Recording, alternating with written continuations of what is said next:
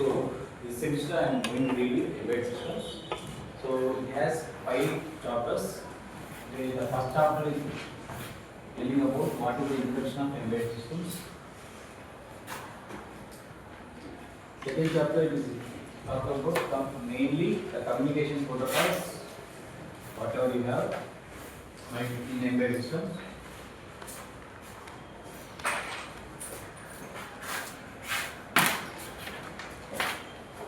And RTOS, which is very important. Okay. Third, I am going to introduce ARM, Cortex everything, the architecture, everything. And the next chapter is all about the instructions of ARM Cortex. Last chapter is all about interfacing with ARM Cortex. Okay. So basically the embedded systems and what is the embedded system, the introduction, everything in first chapter వచ్చేస్తుంది. So అక్కడ మీకు అర్థమవుతుంది what is embedded systems అనేది. So దాంట్లో ఇప్పుడు దాన్ని interfacing చేయాలనుకుంటే embedded system అంటే నథింగ్ బట్ మైక్రో కంట్రోల్ లాగా సింపుల్. దాంట్లో ఒక ఎంబెడ్ చేయాలంటే వైర్ ద్వారా చేయాలి. ఆ కమ్యూనికేషన్ ఎలా చేయగలం అనే దాన్ని కమ్యూనికేషన్ ప్రోటోకాల్స్ చూస్తాం. Next we have RTOS, real time operating system అంటే ఏంటి, దాంట్లో టైప్స్ ఏంటి, దాంట్లో ఎలా మనం అసలు వాటి ఇంపార్టెన్స్ ఆఫ్ దిస్ అని మొత్తం తెలుస్తాం. సో ఇదంతా చదువుకున్న దాన్ని మనం బేసికల్గా ఒక అంటే మనం థియరీ చదువుతున్నాం. సో దాన్ని ప్రాక్టికల్ ఇంప్లిమెంట్ చేయడానికి ఒక ఎగ్జాంపుల్ తీసుకుంటాం. That is called arm cortex M3 అనే మైక్రో కంట్రోలర్ తీసుకుంటాం. సో దాన్ని తీసుకొని ఆ దాంట్లో ఒక ఆర్కిటెక్చర్ ఏంటి చదువుతాం, దాంట్లో ఎంబెడెడ్ సిస్టమ్స్ ఎలా ఇన్వాల్వ్ అయ్యిందో చూస్తాం. సో దాంట్లో కోడింగ్ రాయాలంటే ఇన్స్ట్రక్షన్స్ ఎలా ఉంటారో చూసుకుంటాం. ఒకసారి ఇన్స్ట్రక్షన్స్ వచ్చాక లాస్ట్లో ఇంటర్ఫేసింగ్ చూస్తాం. So these are 5 chapters and each chapter has same weightage 15 hours only అన్నిటికి. So 15 hours equal chapters. So అన్ని ఇంపార్టెంట్. అండ్ మోర్ ఓవర్ ఈ ఎంబెడెడ్ సిస్టమ్స్ అనేది యూజువల్గా ఏంటంటే ఎలక్ట్రానిక్స్ కంపెనీస్కి ఇప్పుడు మీరు VLSI కంపెనీస్కి వెళ్ళాలనుకోండి, కంప్లీట్గా ఎక్కడైనా VLSI ఎలక్ట్రానిక్ అక్కడంతా ఎంబెడెడ్ సిస్టమ్స్ ఎక్కువ ఉంటాయి. మనకి రియల్ లైఫ్లో యాక్చువల్గా 2 types of jobs. Okay, electronics no. So basically now only 2 types it comes. So one is VLSI and next one is embedded system. మీరు బీటెక్ అయిపోయినా కూడా not about after diploma, BTech అయిపోయినా కూడా వెంటనే బయటకు వెళ్ళి ఎనీ కంప్యూటర్ ఇన్స్టిట్యూట్స్కి వెళ్ళారనుకోండి, అక్కడ వెంటనే కోర్సు నేర్పిస్తారు. VLSI కోర్స్ నేర్చుకుంటారు, ఆ ఎంబెడెడ్ సిస్టమ్స్ కోర్స్ నేర్చుకుంటారు. సో VLSIలో మా 2 types వస్తాయి కావాలంటే. ఓకేనా, ఇక్కడ analogue VLSI, digital VLSI, embedded system అంటే సింగిల్ టాప్. సో యాజ్ ఎలక్ట్రానిక్స్లో మీరు ఎక్కడికి వెళ్ళి 2 కోర్సులు నేర్పిస్తారు. మీరు ఈ డొమైన్ కన్నా వెళ్ళచ్చు, ఈ డొమైన్ కన్నా వెళ్ళచ్చు.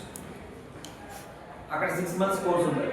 ఆ 6 months కోర్సు మళ్ళీ అవే చెప్తారు మొత్తం. What is introduction, what is protocols, what is this మొత్తం చెప్పి దీనికి ఎక్స్ట్రాగా మీకు ఇంకా మైక్రో కంట్రోలర్ ఏంటి, మైక్రో ప్రాసెసర్ ఏంటి, ఇవన్నీ ఎక్స్ట్రాగా చెప్తారు. సో దానికి మళ్ళీ 1 lakh రూపీస్ ఛార్జ్ చేస్తారు. సో మీరు చూస్తే నెట్లో కూడా ఎంబెడెడ్ సిస్టమ్స్ యొక్క ఫీజు కోర్స్ మీ సీనియర్లు అందరూ కూడా బీటెక్ అయిపోయాక వెళ్తే ఎంబెడెడ్ సిస్టమ్స్ కోర్స్ చేస్తారు. సో ఆ ఉద్దేశంతో సరేలే డిప్లొమాలో కూడా పెడదామని లాస్ట్ ఇయర్ ఇంట్రొడ్యూస్ చేస్తారు. మీ సిలబస్లో డిస్కస్ చేస్తారు. అంటే బయటకి వెళ్ళి అంతంత వేలు ఖర్చు పెట్టుకోవాల్సిన అవసరం లేదు, ఇక్కడ నేర్చుకోండి అనిపిస్తుంది ఎంబెడెడ్ సిస్టమ్ పెట్టేస్తారు. రైట్. సో అంటే మీరు ఇక్కడ కూడా మనం ఆ 1 lakh రూపీస్ ఫీజు తగ్గట్టుగా అయితే మనం ఏం చేయము. జస్ట్ బేసిక్స్ నేర్చుకుంటాం. అంటే వాట్ ఈజ్ వాట్. మీకు ఎక్స్ట్రా కావాలంటే లైక్ మీరు మళ్ళీ NPTEL కోర్సెస్ ఏదైనా చేసి కూడా నేర్చుకోవచ్చు. Okay. So in simple form what is embedded system అని చెప్తే what is system first divide చేస్తే సిస్టమ్ అంటే ఏంటి, వాట్ ఈజ్ సిస్టమ్.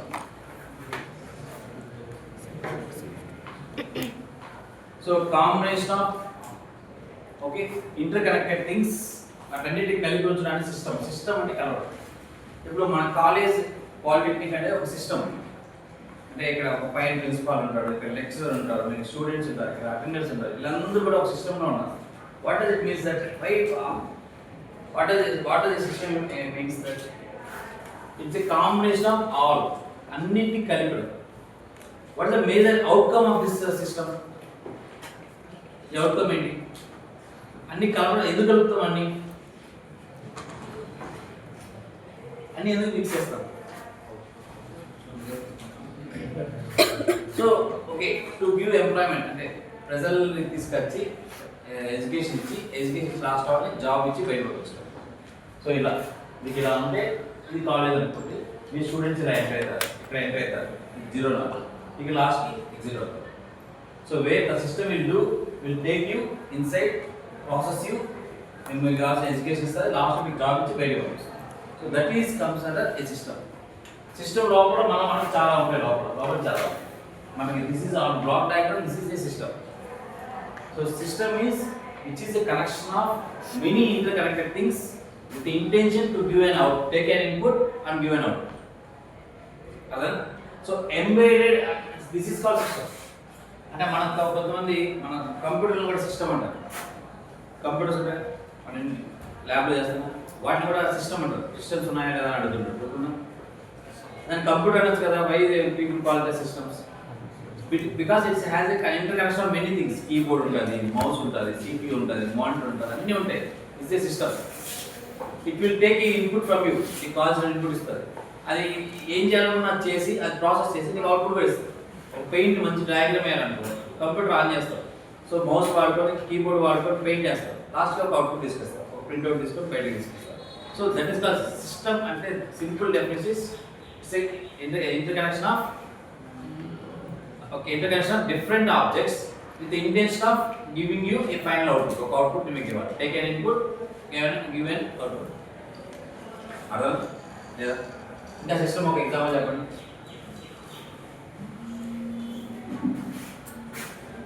చెప్పండి. Any device which can take you an input and give you an output is called as system. Any device which takes you an input and gives you an output is called as system. ఒక car ఉంది, car or bike is also comes under system because it takes ఒక petrol అనే input లాగా తీసుకొని మిమ్మల్ని ఎక్కించుకొని మీరు దాన్ని ఆపరేట్ చేస్తే it will give you an output. మీకు కావాల్సిన మీరు నడవాల్సిన అవసరం లేకుండా it will drive you for some time. ఓకేనా? సో నేను what is called embedded. So system is nothing but దాన్ని ఎలా వాడుకుంటే అలా అవుట్పుట్ ఇస్తుంది. It will have multiple inputs, multiple outputs. System అంటే జనరిక్. దాన్ని సింగిల్ అవుట్పుట్ తో కనుక ఫిక్స్ చేసామనుకో that is called embedded.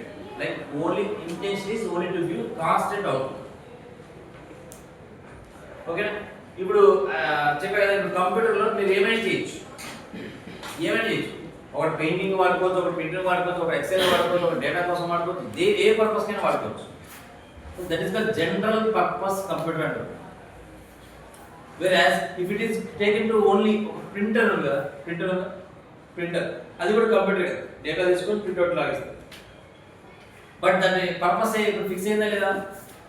If purpose is fixed then it comes under embedded.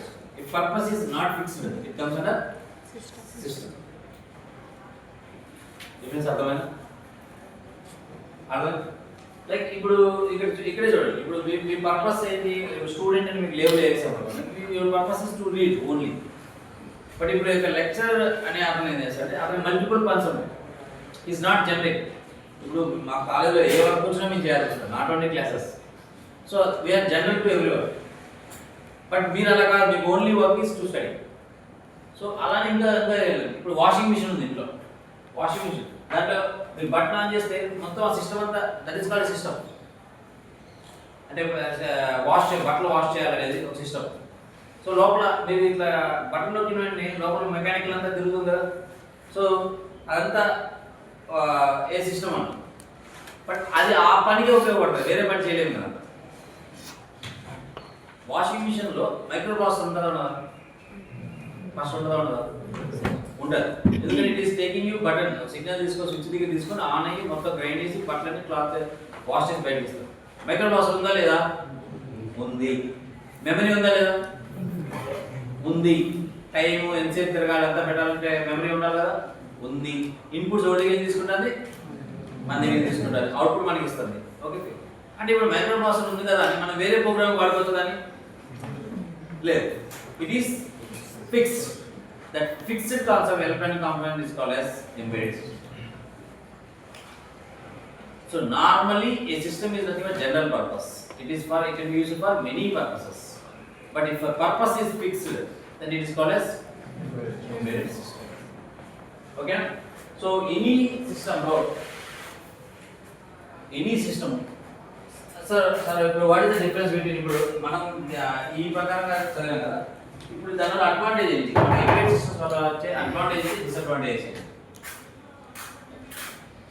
Now we will compare what is the comparison between normal computer and embedded system. So normal computer అనుకోండి, మన ఇక్కడ embedded system and it is a computer with single output. ఇది general, దేనికైనా వాడుకోవచ్చు. ఇంకా మీకు short form లో చెప్పాలంటే it's like a plain notebook, white paper. So దాన్ని ఎలా కావాలో అలా వాడుకోవచ్చు. లైక్ పెన్సిల్తో రాసుకున్నట్టు, పెన్సిల్తో రాస్తాం, మళ్ళీ అవసరం లేకపోతే మళ్ళీ తుడుచుకోవచ్చు, మళ్ళీ చేసుకుంటాం, మళ్ళీ పెన్సిల్ రాస్తాం. But here it is fixed, it's a printed text book, only that you can read it, అంతే, దానికి అంతకన్నా ఏం చేయండి. సో ఏది బెస్ట్ మనం, సరే నా అది ఎగ్జాంపుల్ మీకు పేపర్ చెప్పాను. ఇప్పుడు కంప్యూటర్ లాగా చెప్పాను, ఇది కంప్యూటర్, ఇప్పుడు ఓన్లీ ఒక పర్పస్ అనమాట. సో ఏది బెస్ట్ యాక్చువల్గా, computer is the best because it can be used for so but when this is best, మీకు టాస్క్ దాని క్లారిటీ ఉంటే అక్కడ మనకు ఇది పడుతుంది. ఇప్పుడు ఇక్కడ సో ఒక డోర్ ఓపెన్ చేయడానికి ఒక వాచ్మెన్ పెట్టాలి. వాచ్మెన్ రిపీటెడ్గా చేయడం ఎందుకని ఒక కంప్యూటర్ పెట్టేసారు. కంప్యూటర్ ఏంటంటే ఒక సెన్సార్ పెట్టేసారు, దానికి ఆ నుంచి మీరు వచ్చే దాన్ని సెన్స్ చేసి మిమ్మల్ని లోపలికి అలా చేస్తారు. సెన్స్ లేకపోతే డోర్ క్లోజ్ చేస్తుంటారు, ఒక సెన్సార్ పెట్టారు. దాని డ్రాబ్యాక్ ఏంటి, కంప్యూటర్ పెట్టడం వల్ల అది చేసే చిన్న టాస్కే, ఒక సెన్సార్ నుంచి డేటా తీసుకోవాలి, ఇవ్వక పంపించాలి. దానికి మనం ఎంత చేయాలి, ఒక పెద్ద మానిటర్ పెట్టుకోవాలా, సిపియూ పెట్టుకోవాలా. సో కాస్ట్ ఏమైపోతుంది మనకు, పని చిన్నదే, బట్ మనము జనరల్ పర్పస్ ఏంటంటే ఇప్పుడు ఏ పని వస్తుందో తెలియదు కదా, పెద్ద పని రాదు, చిన్న పని రాదు. అందుకని మనం పెద్దది కొనుక్కుంటాం, వ్యాన్ పెద్దది కొనుక్కుంటాం, హార్డ్ డిస్క్ పెద్దది కొనుక్కుంటాం, మానిటర్ పెద్దది కొనుక్కుంటాం, కీబోర్డ్ పెట్టుకుంటాం, అన్ని పెట్టుకుంటాం. సో అరౌండ్ 30,000 రూపాయలు ఖర్చు అవుతుంది. ప్లస్ ఆ కంప్యూటర్ ఎవరు ఆపరేట్ చేయాలి, మనుషులుగా ఆపరేట్ చేయాలి, మనమే ఆపరేట్ చేయాలి. So always a computer requires a human being to operate.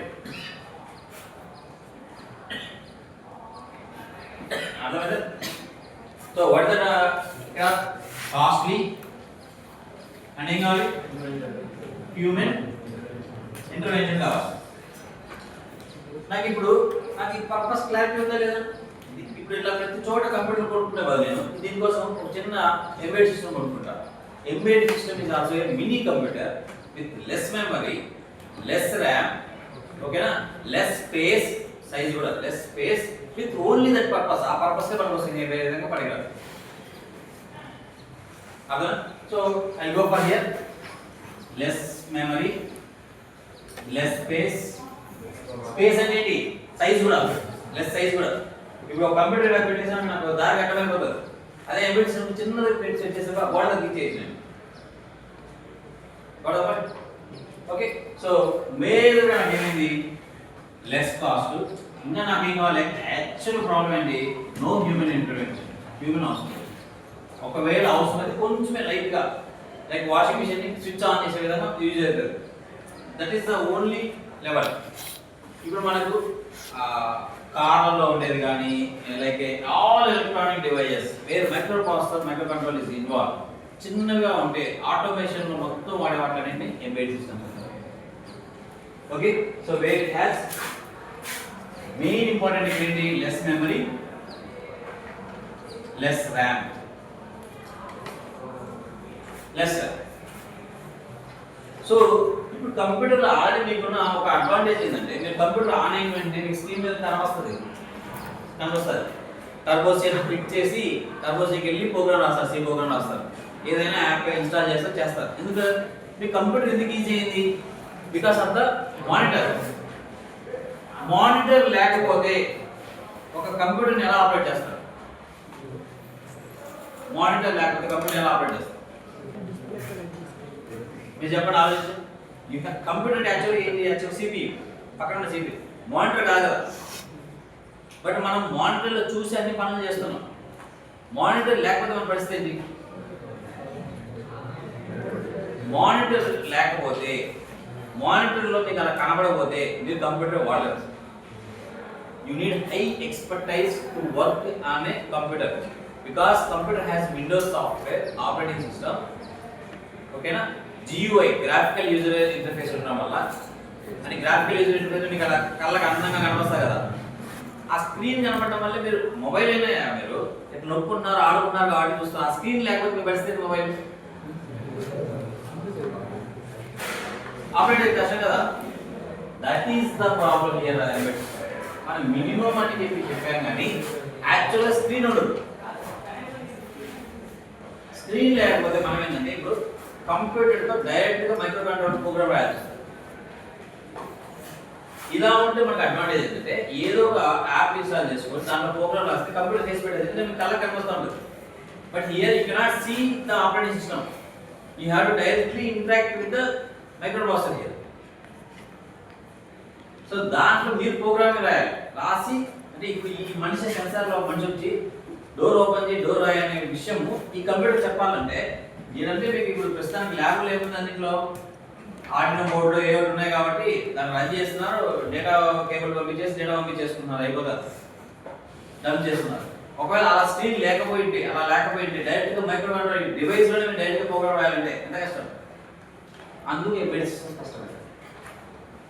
Because you don't have this computer display ఉండదు ఇక్కడ, డైరెక్ట్గా మీరు ప్రోగ్రామ్స్ రాయాల్సి వస్తుంది. బట్ వన్ టైమే ప్రోగ్రామ్ రాసేది. Because the purpose is simple. Purpose ఒకటి రాస్తే చాలా దగ్గర ఆ పర్పస్ని అర్థం చేసుకొని సింపుల్గా రాయగలిగారంటే ఇది ఈజీ. ఇప్పుడు రియల్ డే టు డే లైఫ్లో మనకు మొత్తం ఆటోమేటిక్ ఎలక్ట్రానిక్స్ వచ్చేసాయి. ఆటోమేటిక్ ఎలక్ట్రానిక్స్ అంటే ఎంబెడెడ్ సిస్టమ్ వచ్చేసింది. ఎయిర్ కండిషనర్, ఏసీ ఉంది, మీకు ఈ రిమోట్ ఉంటుంది. రిమోట్తో ఆపరేట్ చేసారు అన్నదా అంటే ఇప్పుడు ఆడ ఇది సెన్సార్ అంటే ఇది డేటా అడిగి అక్కడ ఏమున్నట్టు దాంట్లో ఏసీ అనేది మెకానికల్ థింగ్, టెంపరేచర్ కూల్ చేసి దాన్ని యాక్చువల్గా మనకు మెకానికల్ థింగ్ ఇంకా మధ్యలో ఉన్నది ఎలక్ట్రానిక్స్. మామూలుగా రిమోట్ అనేది లేకపోతే ఒకప్పుడు ఏసీ ఎలా ఉంటుంది, పవర్ ఆన్ చేస్తాం, ఎలక్ట్రిసిటీ పోతుంది, లోపల ఏదో కండెన్సర్స్ ఉంటాయి, అని ఎయిర్ మాయిశ్చర్లో ఉన్న హీట్ వేవ్స్ అనేది రిమూవ్ చేస్తుంది, మనకి వెళ్తుంది. అది మెకానికల్, ప్యూర్లీ మెకానికల్. దానికి మనం ఏం చేసాం, ఇప్పుడు ఎక్స్ట్రాగా ఎలక్ట్రానిక్స్ యాడ్ చేసాం. ఇక్కడ రిమోట్ పెట్టాం, అక్కడ ఒక సెన్సార్ పెట్టుకున్నాం, ఇది రిసీవ్ అయ్యి ఎంతసేపు ఏసీ ఉండాలి, ఆటోమేషన్ అంటే ఇప్పుడు మనుషులు ఎక్కువ మంది ఉన్నారనుకో అదే ఆటోమేటిక్గా ఎక్కువ కూల్ అవ్వడానికి టెంపరేచర్ తగ్గించుకుంటారు, అదే పెరుగుతుంది. ఈ ఆటోమేషన్ అంతా ఎవరి ద్వారా చేసాం, ఎక్స్ట్రాగా ఎలక్ట్రానిక్స్ ద్వారా చేసాం. ఇప్పుడు దాంట్లో మైక్రో ప్రాసెసర్ ఉందా లేదా,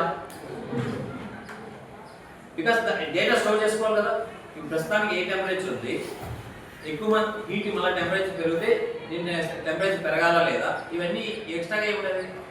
ఒక మైక్రో సేమ్ ఒక కార్ తీసుకోండి, నార్మల్ కార్ అనేది మెకానికల్, బికాస్ పెట్రోల్ పోస్తారు, ఇంజిన్ బర్న్ అవుతుంది, వెహికల్స్ ముందుకు వెళ్తాయి. ఓకేనా, నా మెకానికల్ ఇప్పుడు ఎలక్ట్రానిక్స్ యాడ్ చేసాం. ఓకేనా, ఇప్పుడు లైక్ సెన్సార్స్ పెట్టాను, మనిషి ఇప్పుడు నడుచుకుంటూ వచ్చాడుకో ఆటోమేటిక్గా డోర్లు అన్నీ ఓపెన్ అయిపోతాయి, లాక్. అక్కడ డోర్లు వేసేసాడు, ఆటో లాకింగ్ సిస్టమ్ ఉంటుంది. మీరు ప్రస్తుతానికి ఇప్పుడు కార్ పార్క్ చేశారు, లాక్ వేసుకుని బయట దిగిన వెంటనే అన్ని డోర్లు లాక్ అవ్వాలా లేదా, లాక్ అవ్వాలి. అది ఎవరు చేస్తున్నారు, ఎలక్ట్రానిక్స్. ఒకవేళ ఎలక్ట్రానిక్స్ చేయకపోతే డోర్లన్నీ ఎవరు లాక్ వేసుకోవాలి, ఫిజికల్గా వేసుకోవాలి లేదా. మన ఇంట్లో డోర్లు వేసంటే 4 డోర్లు ఉన్నాయనుకోండి, మీరు బయటకు వెళ్తున్నప్పుడు 4 డోర్లు ఎవరు లాక్ అయ్యాలి, మీరే. బట్ ఇప్పుడు ఎలక్ట్రానిక్స్ వల్ల ఏం చేస్తామంటే ఆటోమేటిక్ డోర్ లాక్ సిస్టమ్ పెట్టుకున్నాం. నువ్వు ఇంట్లో మెయిన్ డోర్ లాక్ వేస్తామంటే అన్ని డోర్ లాక్ అయినట్టు పెట్టుకున్నాం. అది ఎవరు చేస్తున్నారు, ఎలక్ట్రానిక్స్ చేస్తారు. ఎలక్ట్రానిక్స్ చేస్తుందంటే అక్కడ ఒక మెమరీ ఉంటుంది, అంటే నువ్వు మళ్ళీ వెళ్ళావా లేదా అని ఎవరు చెక్ చేసుకోవాలి, ఎలక్ట్రానిక్సే కదా. సో ఒక సెన్సార్ పెట్టుకోవడం, దాన్ని చెక్ చేసుకుంటాం. సో అక్కడ ఒక మైక్రో కంట్రోలర్ పెట్టుకోవడం. సో ఈ అంత ప్రోగ్రామింగ్ మనం ఎంబెడెడ్ సిస్టమ్ చేస్తాం.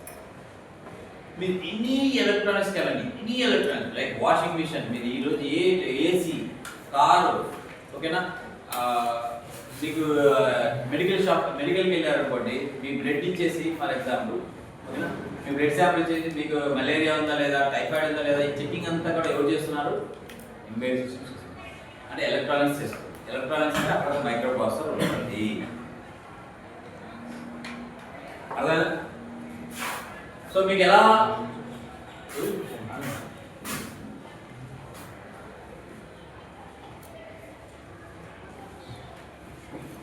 ఓకే, బట్ ఇప్పుడు చెప్పండి, which is best, the computer and embedded?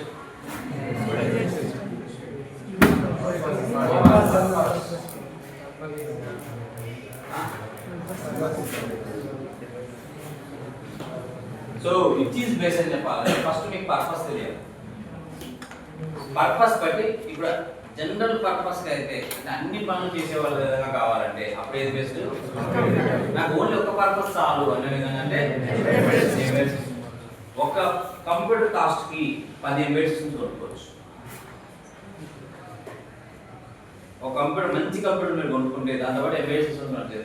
ఇంకో ఎక్స్ట్రా వచ్చి అంటే మన పర్పస్ బట్టి మనం ఇప్పుడు ఎనీథింగ్ ఒక చోట ఫిక్స్ చేసి ఎవ్రీథింగ్ పెట్టేయాలంటే that is called embedded system. Okay, only drawback of embedded system అంటే దీన్ని ఈ కంప్యూటర్ని ఎవరైనా ఆపరేట్ చేయగలరు. చదువుకున్నాడు మీ ఊళ్ళో విలేజ్లో కూడా ఏం చదువురాడు ల్యాప్టాప్ తీసుకుని సినిమా పెట్టుకుంటాడు, ఏం తెలియదు అసలు.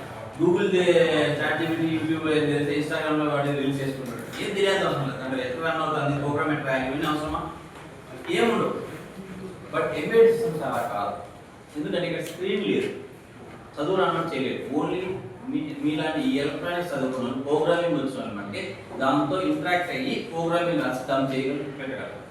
ఒకవేళ చేంజెస్ ఏదైనా చేయాలంటే ఆ బోర్డు తీసుకొని కనెక్ట్ చేసుకొని మీకు మ్యాక్సిమం డిస్ప్లే ఎంత ఉంటుందంటే ఒక ఎల్సిడి డిస్ప్లే ఉంటుంది, చిన్నది ఎల్సిడి డిస్ప్లే. మీకు ఐఓటీ ల్యాబ్లో చూస్తుంటారు ఎల్సిడి, అంత డిస్ప్లే పెట్టుకుని దాంట్లో పెట్టుకొని నేను ప్రోగ్రామ్స్ రాసుకోవాలి.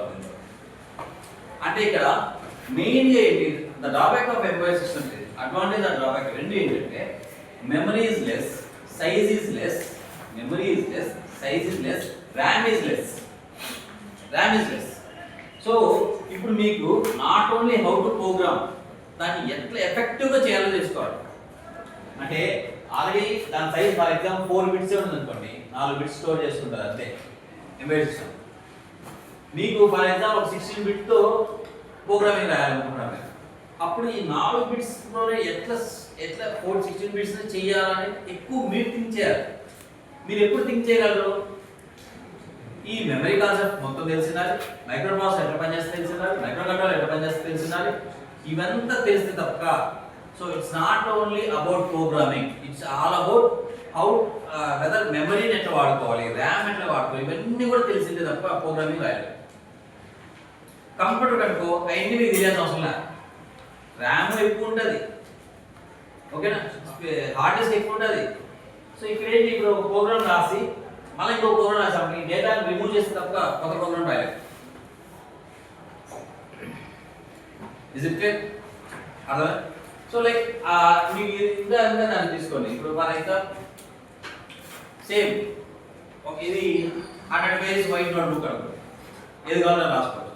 మీకు ఇక్కడ ఒక పేజీ ఇచ్చాను, ఒక పేజీ ఇచ్చారు, బట్ మీకు 100 పేజెస్ పనంతా మీకు చెప్పారు. అప్పుడు మీకు తెలివితేటలతో ఉపయోగించారు. అంటే ఇప్పుడు మార్క్స్కి ఎగ్జామ్ లేదా మీకు క్వశ్చన్ ఇచ్చారు, ఓకేనా? సో మీకు 100 మార్క్స్ క్వశ్చన్ ఇచ్చారు, 100 మార్క్స్ క్వశ్చన్. సార్ మీ గురించి రాయనని చెప్పారు, మీ గురించి కాబట్టి పురాణం అంతే రాయగలరు. బట్ స్పేస్ ఫిక్స్ చేశారు, 5 లైన్లు రాయాలి, మీ గురించి మొత్తం రాయాలి. ఎందుకంటే మార్కులు వేస్తారు 100.